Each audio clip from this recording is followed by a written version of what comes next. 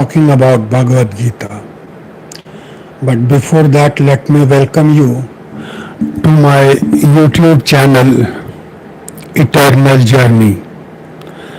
On this channel, you will find topics related to spiritualism, related to meditation, and related to the teachings of Bhagavad Gita. I suggest you like and subscribe the channel and go to the channel and see those videos and learn meditation or teachings of Bhagavad Gita as you wish. Friend, in today's session we will have a small little prayer after which we will do some chanting, and after that we will have a small introduction to Bhagavad Gita for about 5 minutes, and in the end we will have meditation for 5 minutes or so. And finally we conclude today's session. So let's begin with the prayer. Let's pray together. O God, bless us all. May there be peace on earth. May everybody be peaceful, joyful, happy, healthy and wealthy. Om Shanti, Shanti, Shanti. Now let's do some chanting, bhajan. Let's have some bhajan kirtan. We start our journey today with the chapter 12 of Bhagavad Gita, which is Bhakti Yoga, the path of devotional way to find God. So let's start today's singing the name of the Lord.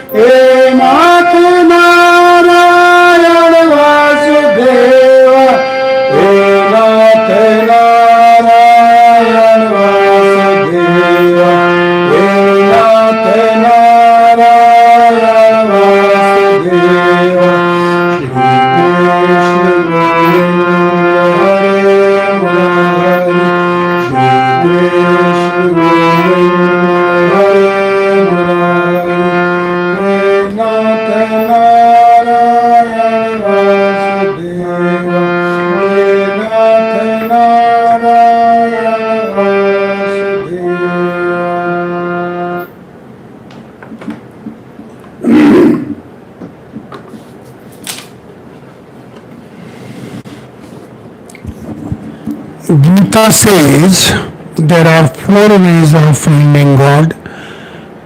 That is the path of duty or karma yoga or nishkam karma yoga, the path of scriptural reading or the path of jnana yoga, the path of meditation or the path of dhyana yoga, and the path of devotion what we just did. Let's come on to the introduction of Bhagavad Gita. Can anybody comment or tell me what does Bhagavad Gita mean? Literally. Friends, literally speaking, Bhagavad Gita means the song of the Lord. Bhagavad means God and Gita or Geet means song. So the literal translation becomes Bhagavad song or God's song or song of the Lord. Bhagavad Gita is a book which is most widely read and morally, ethically, and spiritually motivating book of all times from centuries. Now, Bhagavad Gita itself is a part of bigger book which is known as Mahabharata. Can you comment who has written Mahabharata? Ved Vyasji has written Mahabharata, and since Bhagavad Gita is part of that, so we can say even Bhagavad Gita has been written by sage Ved Vyasa. Do you know Mahabharata is the longest epic or the longest poem of the world? Yes or no? There are about 1 lakh verses, shlok, in Bhagavad Gita. Correction, Mahabharata. There are about 1 lakh verses or shlokas in Mahabharata. Now coming on to Bhagavad Gita. How many chapters are there in Bhagavad Gita? Can you comment please? If you have any query related to spiritualism, meditation or Bhagavad Gita, you are most welcome to comment and ask. I'll feel happy to answer. So friends, Bhagavad Gita has 18 chapters. And how many verses? 700 shlokas in Bhagavad Gita.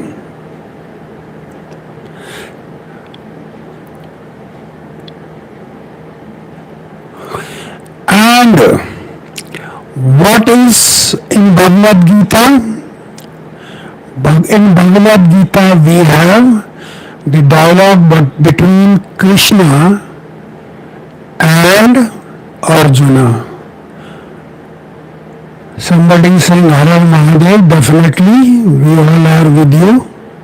Sachin, we definitely are with you. Har Har Mahadev.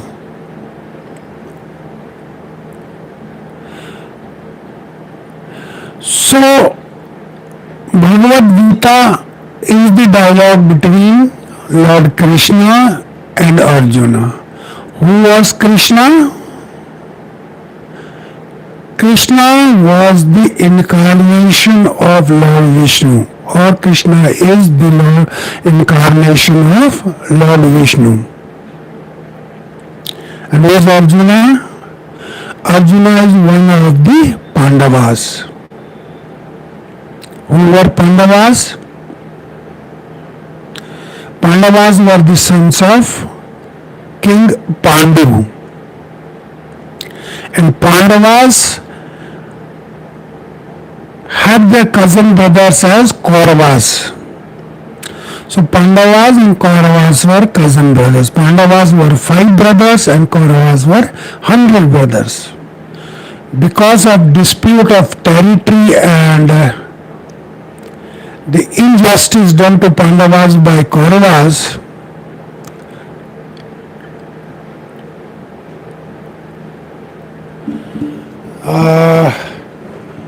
music lover is saying reduce treble because your voice is getting disturbed, reduce bass. Friend, I don't have any system with me, it is just the mic connected to the phone. If it is not coming properly, I apologize. I will see that sooner or later, as soon as possible. I'll try to change the mic or get it done properly so that you do not have any problem. So where were we? Who were Pandavas and who were Kauravas? They were cousin brothers. Pandavas were the sons of Pandu, King Pandu, and Kauravas were the sons of Dhritarashtra.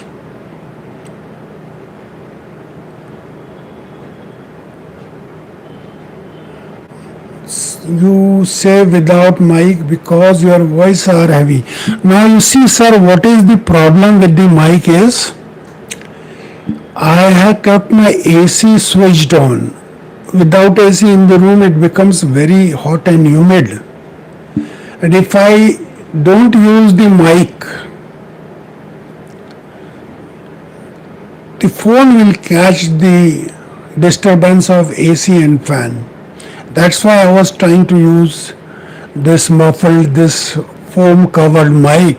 But since it's troubling you, let me try once speaking without the mic. You can comment as to how it is coming. Thank you so much for your attention.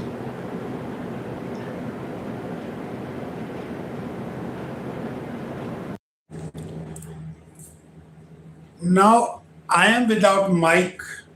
I hope all is well this time. You can comment and let me continue.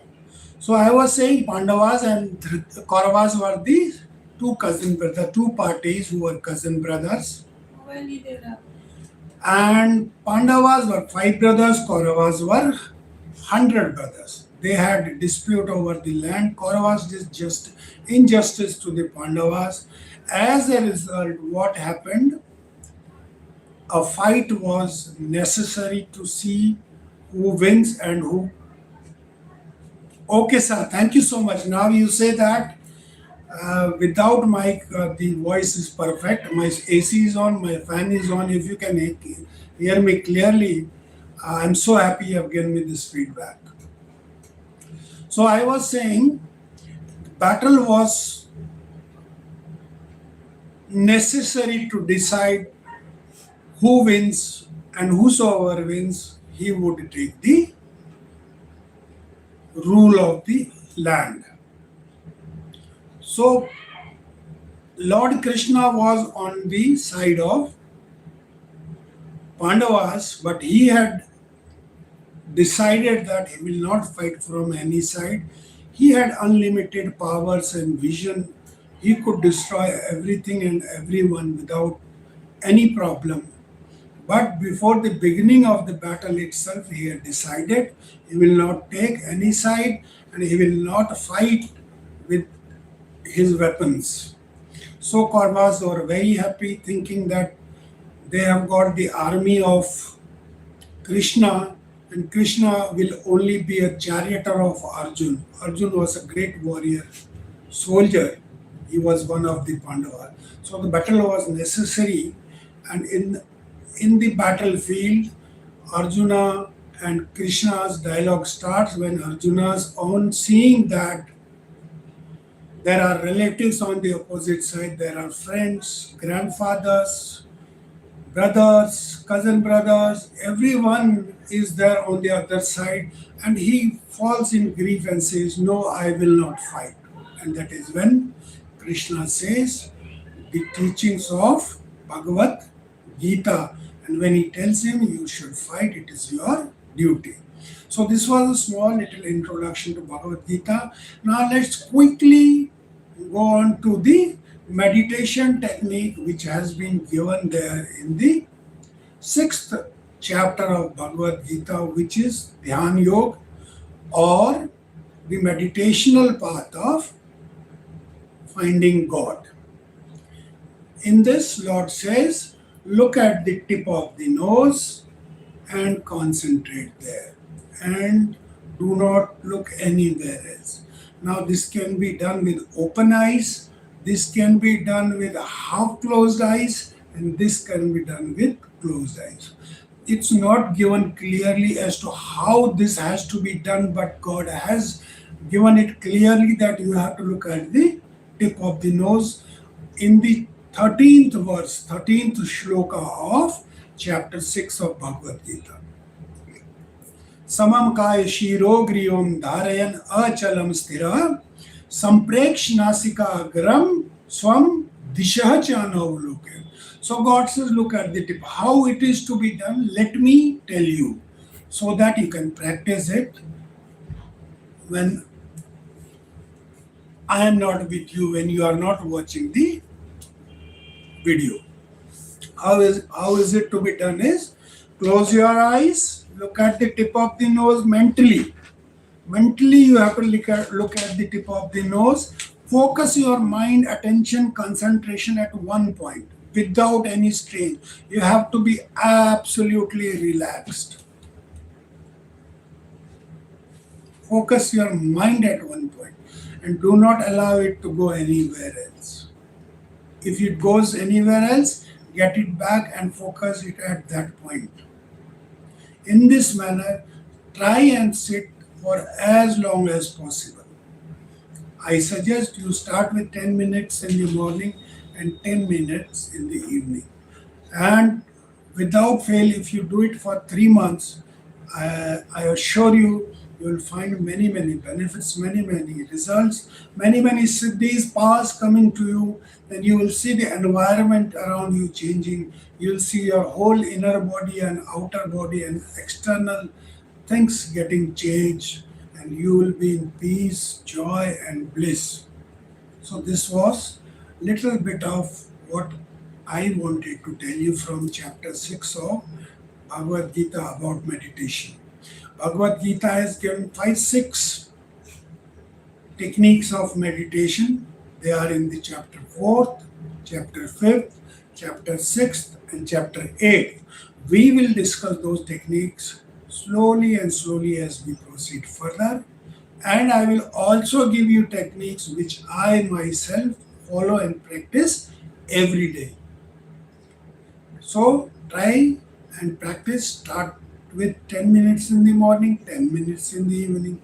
Morning, the moment you get up, and in the evening, around sunset time. So we finish with this part of meditation. Somebody has given a comment.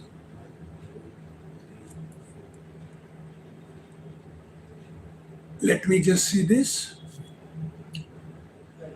God create our souls. The Lord Shiva is the Krishna, Vishnu, Brahma, everything can create.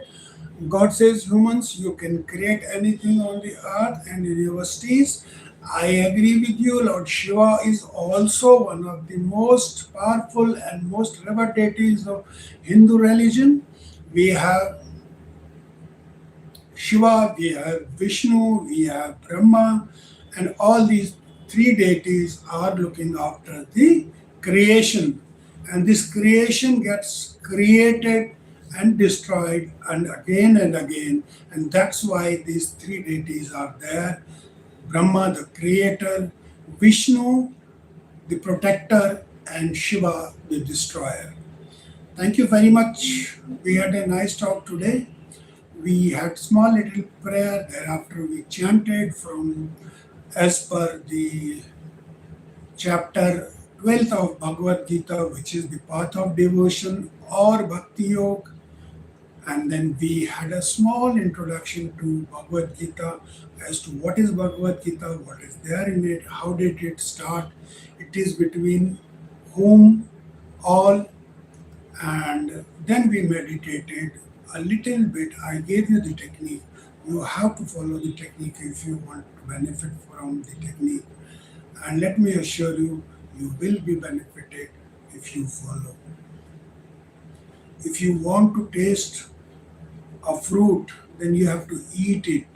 You just can't enjoy the taste of it by somebody telling you that it is very sweet, it is very tasty. You have to yourself eat it. And that is what it is. In meditation, you have to do it, you have to perform it. And then you will realize how sweet it is, how lovely it is, how beautiful it is. We have finished for today. Thank you so much, friends, for being with me. We'll be there again tomorrow. Thanks. Bye bye. Good night. God bless.